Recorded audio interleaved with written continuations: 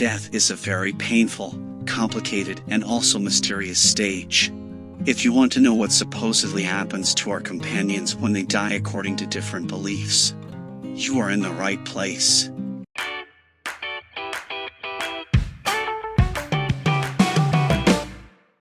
Before starting, I clarify that in this video I have only collected what is said in various cultures around the world. I do not affirm or contradict any of these beliefs. I only present them to you. You will decide if you want to believe in any or you only see it as an interesting subject that can make us imagine infinite possibilities.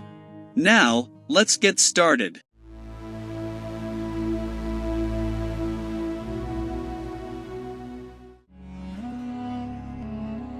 Ancient Egypt was definitely the civilization that deified cats the most, therefore they treated them better than other cultures.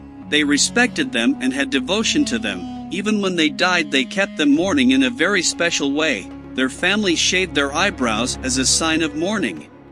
And since they were worshipped for representing their gods, after they died they were mummified to keep themselves in good condition for as long as possible. In addition, their owners kept a mourning of 70 days after his death.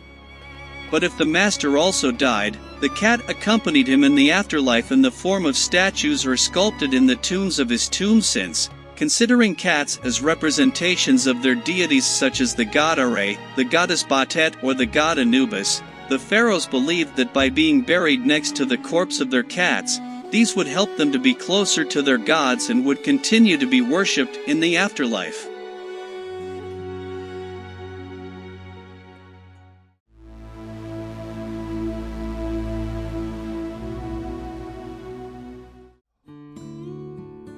Many people claim to see or hear their pets shortly after they die, and it can be so, because they remain spiritually in the places on earth where they lived and played for so many years. But do they always stay around us? No, animals also make the transition to the beyond. Just as we humans do, animals appear as orbs of light or even manifest as they were in earthly life. We may be able to smell them, hear them, or even feel them running by our side to let us know that they are there, near us, sleeping in our bed, as they did when they were alive. But most importantly, our spiritual pets continue to love us unconditionally just as they did when they were on the earth plane, caring for us and taking care of us.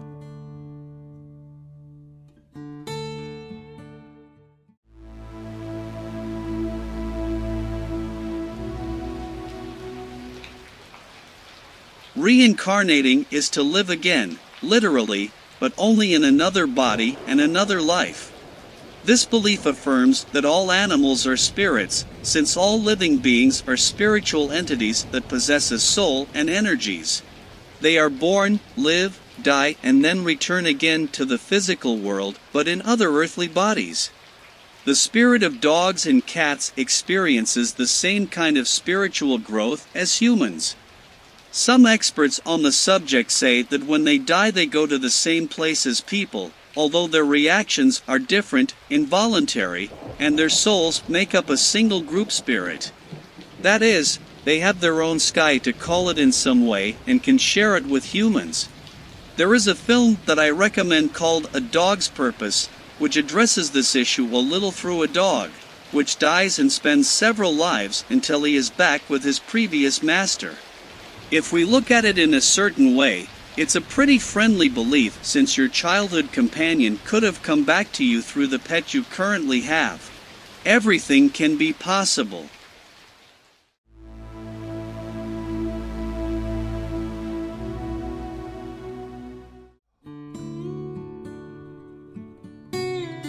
According to the legend, when an animal that has been very close to someone dies, it arrives at a place in the sky called Rainbow Bridge. On the other side of the bridge there are meadows and hills to run and play as they like. There is enough space, food, water, and sun for them to be warm and comfortable. All those who have died old, maimed and injured, are restored and refilled with health and energy as we remember them at their best. Our friends are happy and satisfied, except for one thing. Each of them misses that special person they left on the other side and call a friend. But suddenly, as everyone runs, some stop and stare into the distance, their bright gaze fills with joy, they shudder with excitement and run fast toward the middle of the bridge. It is because they have seen you come and run happily to receive you. It is the moment of reunion, your hands can caress that beloved creature again, you see that look full of love and nobility of your pet, which for a time was absent from your life, but never from your heart. Now you and your friend will cross the rainbow bridge to stay together forever.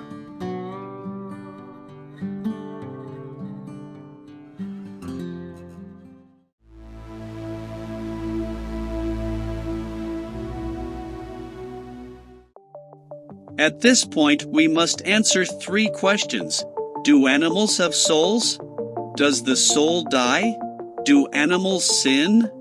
Many believe that animals go to heaven, but the Bible only speaks of a certain number of people who will go to heaven, not animals.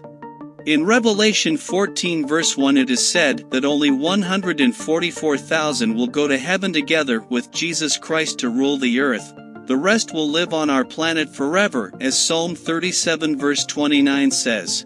Nowhere in the Bible is there talk of a heaven for animals, but taking into account these 2 hopes, that of living in heaven or on earth for all eternity, let us see what must be done to enjoy these privileges and whether animals are capable of doing so. According to Hebrews 3 verse 1, it is said that to live in heaven you must receive God's invitation, and animals cannot do so for 2 reasons.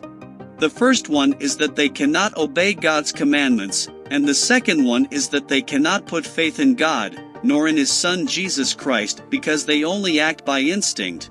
As for living on earth, we must assume that human beings were the only ones created in the hope of living forever, for the Bible teaches that both animals and people are souls.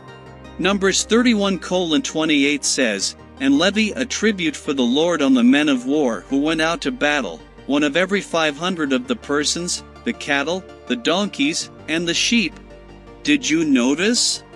Animals are put into the soul group, so in their case, the soul is not something separate from their body. But if his body and soul are one, then does the soul die? Ezekiel 18 verse 20 says, "The one who sins is the one who will die." So the soul does die because in itself, it is life. In short, people cease to exist for a while because they have a hope, but animals do not, they do not receive this hope, they cease to exist forever and simply become dust. But on the other hand, we must also consider that animals do not sin. Sin is any action, feeling, or thought that goes against the Lord's standards, but in order to do this you must have the ability to make decisions on moral issues, and animals cannot do that since they are only driven by instinct. So, in conclusion, according to the Bible, when animals die they return to the dust, and although they have not committed sins, they do not go to heaven nor do they have the hope of resurrecting to live forever, they simply cease to exist.